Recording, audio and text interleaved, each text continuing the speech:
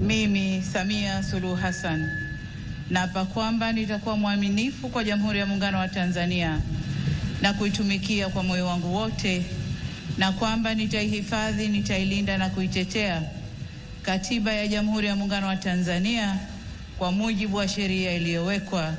Ewe Mwenyezi Mungu nisaidie.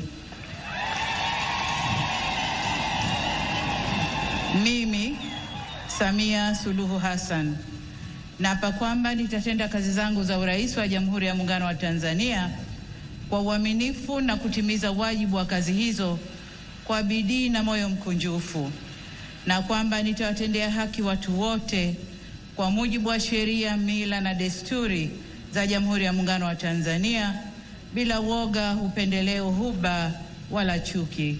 Ewe Mwenyezi Mungu nisaidie.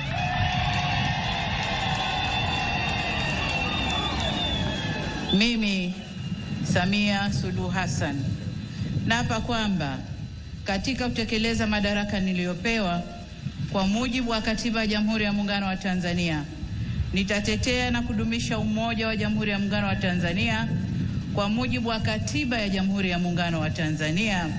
Ewe Mwenyezi Mungu nisaidie.